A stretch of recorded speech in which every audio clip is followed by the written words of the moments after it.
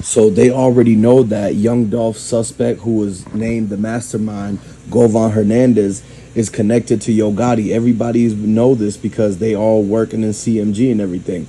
And so this is the main reason why CMG is starting to break up and everybody's starting to split up from them. Because you got to go back to the fact that, yes, they CMG had the beef with Young Dolph and PRE, but the thing is that Govan Hernadez, Black Youngster, they already been into situations. They've already been listed as suspects for the previous two times that they tried to set up Young Dolph and take him out. And one of them, Govan Hernadez, basically got picked up for fitting the description because he was running away down the street from when Dolph got hit in the arm, and Black Youngster turned himself in because he was caught on footage with the two other suspects from the 100 shots. And so they've already built the case on CMG. It's a RICO coming for them. And everybody that had anything to do with setting up Young Dolph, the karma is coming after them. And basically they all going to get what's coming for them and everything. So now this is why when CMG is breaking up after Black Youngster's brother got sent up, and basically he was targeted for many reasons too, because they thought Black Youngster, Govan, and Big Jook were working with the feds, or basically in the interrogation room they probably gave up information that pretty much put Yogotti right there in the forefront of being one of the suspects himself, or a mastermind also. So Rollo knows all of this. This is why moneybaggyo, he's had a beef with Rollo and everything like that. They have history too. So Rollo's on Dolph's side, and basically he's trying to advocate for the justice of Young Dolph. If y'all are rocking with Young Dolph and you guys are Young Dolph fans, go ahead and put the Dolph emoji in the comment section. Put long live Young Dolph, LLYD. And so now they're pretty much getting to closer and closer to the trial date starting. Once the Young Dolph case takes off, all the subpoenas are going to come in. They're going to bring in everybody, the witnesses, all the people who had beef with Young Dolph, including Yo Gotti. They're going to bring in Moneybagg They're going to ask about how the Bentley truck was driving by right when everything was going down, because they don't think that that was no random thing. They had to have been watching and know that they wanted to see everything go down, along with all the other cars that were following Young Dolph. And basically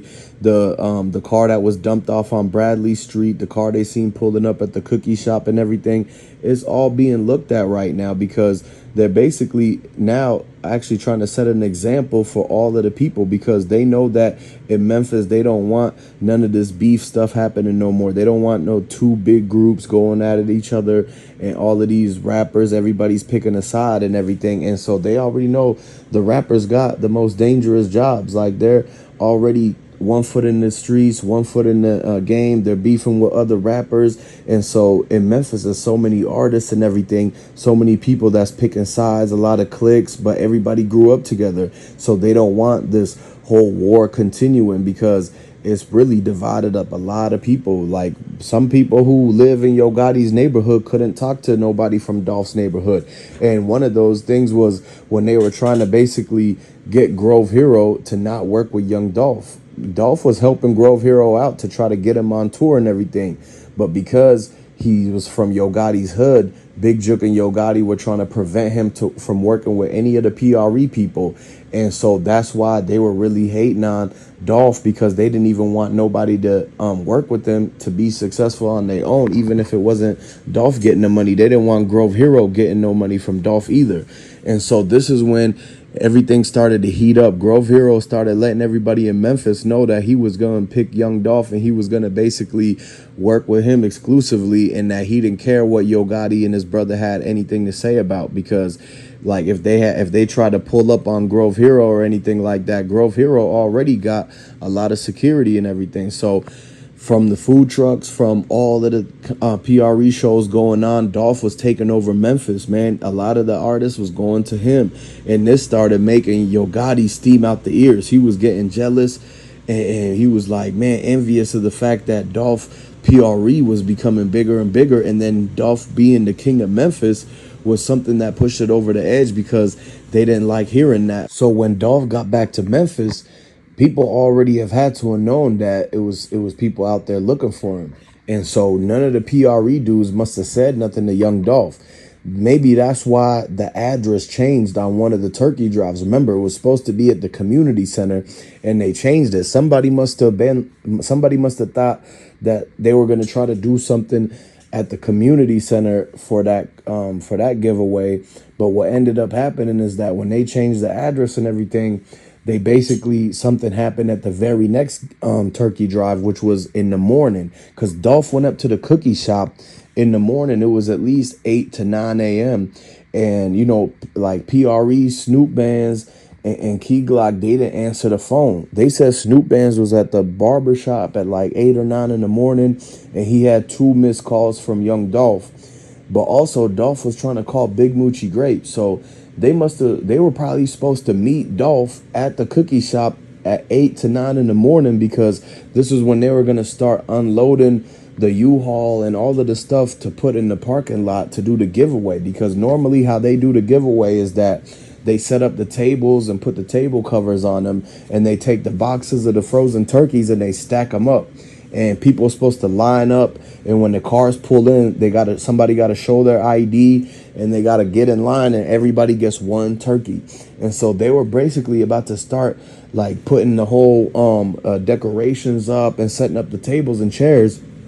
But Dolph couldn't get a hold of Big Moochie Grape. He couldn't get a hold of Snoop Bands or nothing like that. And he was still waiting for his brother. So it was unclear if Dolph was by himself or he had security with him. And people were supposed to be already there or on the way there. So it's like Dolph wasn't supposed to show up there by himself. And he was waiting and waiting and waiting. And then by the time that basically anybody showed up, they already had the 2 hitters that basically got sent there. And, you know, word on the street is that they already called the hitter saying Dolph is here by himself, and that he like all the other dudes are supposed to be on the way, but he's here waiting for him, and he on his phone in the corner of the front office. And so that's when they said that Dolph was in the lobby on the phone when everything happened. So he didn't see it coming. That's why they said that he didn't duck or run or anything like that. But the lady behind the counter, she already hit the button and went to the back to the kitchen, and Dolph tried to go. Even if Dolph went to go hide where she was in a safe spot, he pretty much couldn't get the door to unlock, because they must have already hit the button to basically lock all the doors. So he was basically stuck and trapped in that location like in a fishbowl, because all the windows were there. And you remember, it was the bottom part of the window that broke and everything. So they were trying to figure out, how is it that Young Dolph got left hanging at the cookie shop when everybody knew that they were supposed to come to the turkey drive early in the morning? And so they were like, okay, so maybe they must have been up the night before. And you got to understand, Big Moochie Grape and Snoop Bands, they must not be getting up that early. But they said Snoop Bands was already at the barber shop.